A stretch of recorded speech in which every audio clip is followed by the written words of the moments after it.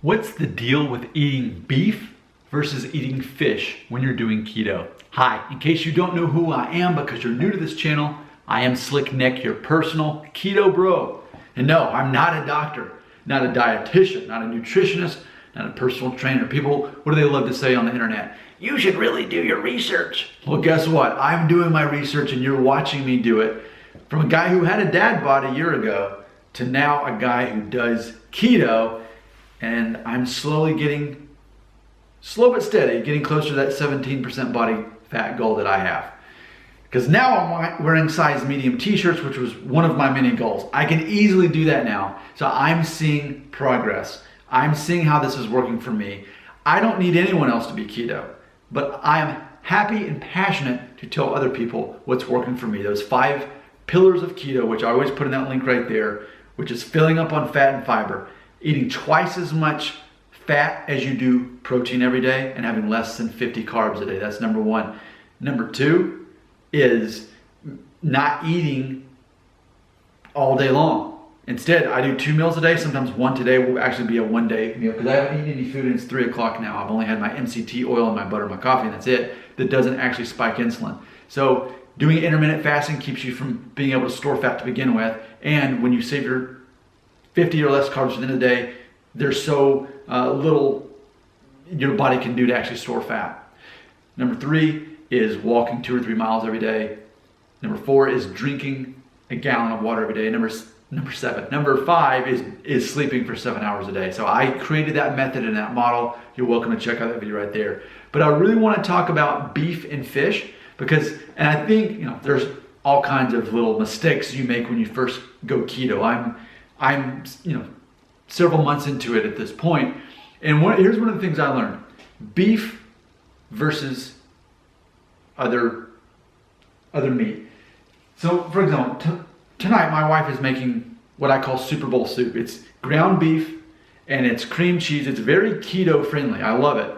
Granted, I told her, you're gonna make that big pot of soup, pour me a bowl, and then store the rest. We'll have it a second time later this week. Because what was happening is we were having this like twice a week, and I was eating this. I mean, the beef alone is 17 grams of fat and 22 grams of protein. But between me and my wife, I was eating 3/4 of this. So beef, it has a lot of protein, but keep this in mind when you're keto. It's a 2-to-1 ratio. You want twice as much fat as you do protein. So when you're doing something with beef, even if you only have 1 serving, it's got 22 grams of protein and 17 grams of fat. So it's still got more protein than fat. And the concept is on keto is that protein, absent of fat, spikes your insulin more. And different kinds of meat spike it more than others. So beef actually spikes it pretty high, more so than fish, which we'll talk about here in a minute. So it's the concept of, does it have a lot of protein? Okay, well that's good because I'm aiming for 75 grams a day, but the more protein, the more fat I need to consume. And yes, we have the cream cheese that we put in the soup, so that helps it out. But I have to make sure this would be a time where I have to really make sure I'm eating in 1 bowl and that's it. Because you can still definitely overeat on keto. It's less about the calories and it's more about you consuming too much fat and too much protein that you don't actually need. Yes, I'm aiming for 1,850 calories a day, but I'm focusing more on, am I getting 75 grams of protein and 150 in fat and less than 50 grams of carbohydrates a day? If those numbers check out, I care less about how many actual calories I consume. That's what I care most about because I'm already doing the intermittent fasting. Let's check out some fish. Now, granted, I love salmon. I've already went through the bag of salmon. I'm in Tennessee. We have Publix, which one of my favorite stores to go to, but I love to get my fish from Kroger. So I already went through the bag of salmon.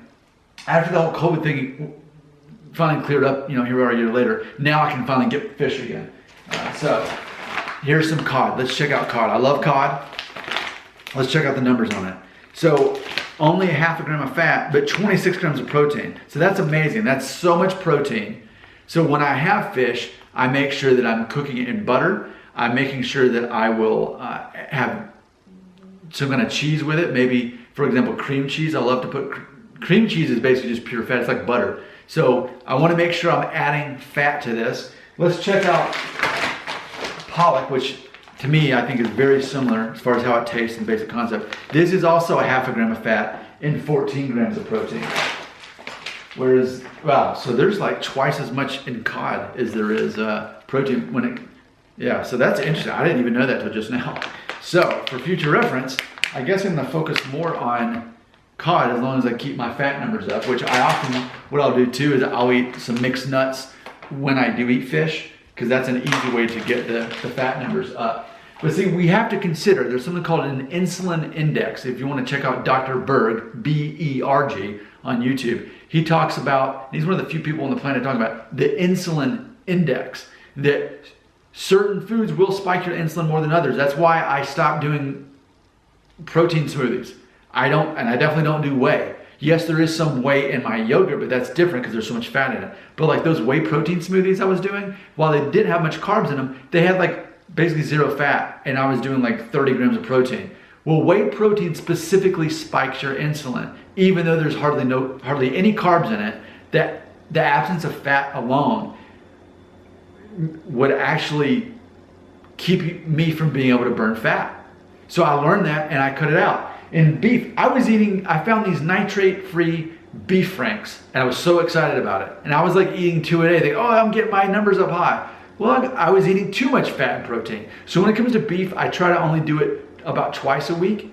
And as far as fish, I'm doing that multiple, not exactly every day, but maybe 5 out of 7 days, I will have fish. Now granted, my lunch is going to be some kimchi, it's gonna be 3 eggs, and it's gonna be some mixed nuts. If I still feel like I need more, then at that point I would make myself a fillet of fish. Especially on those days when I'm working out in the gym where it took more out of me and I need that extra sustenance, then I'll do that. Or if what I have for dinner, if maybe it's just not quite as filling, I can always go with some fish. Keeping in mind that's going to be a decent amount of protein, I just have to, again, make sure that I get enough fat. So that's something I'm doing to get further lean. Again, if you've been keeping up with me, you can see it. You can see I'm slimming down. I didn't used to be able to fit into a size medium t-shirt. I didn't used to be able to fit into size 31 Wranglers. I mean, because Wranglers are even, smaller fitting than other brands. So these changes are happening. It's not a coincidence. It's totally working, but I'm also doing it. People who love to criticize keto are people who have never actually tried it. They just say, I never could do that. Or maybe they'll actually be honest and say, I don't ever want to do that. But I'm loving this. I'm having so much fun. The food I'm eating is very delicious. And I have control over my own life. And I'm almost 40, less than 30 days now. So I love this. I'm very passionate about it. You got questions? I can answer them. Just put them right here in the comments section.